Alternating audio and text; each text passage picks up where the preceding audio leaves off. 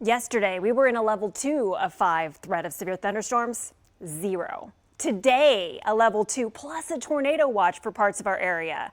One little tiny storm developed near Lake Buchanan and fizzled within a half an hour. Tomorrow, we're in a level 3 of 5 severe thunderstorm threat.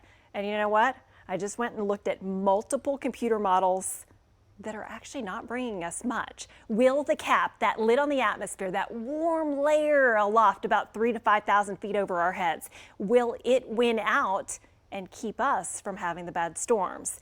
That remains to be known, and I will say the ingredients, if we do have storms, if they do come together, could be rather potent. In fact, not only do we have a very low tornado risk, but look at this. For hail, a 30% risk, including 2-inch diameter, large, very large hail. Also, a 15 to 30% chance of wind damage. Again, this is contingent on storms forming.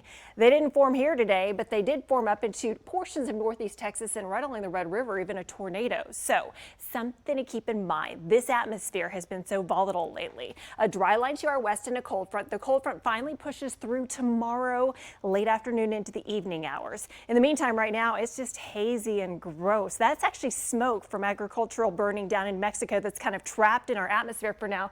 We have, unfortunately, really bad air quality right now. Just keep that in mind with generally light winds. Well, tomorrow our winds will be out of the south to begin and then out of the east later in the day. I'm going to go with a 40% chance of some showers and isolated storms, even though the computer model I'm going to show you doesn't necessarily back that up.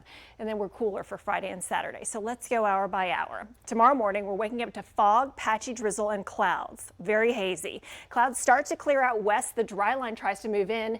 Storms try to fire up. This is 1:30 in the afternoon. Now, if you were watching at 5 and 6 o'clock, those storms barrel right into the I-35 corridor.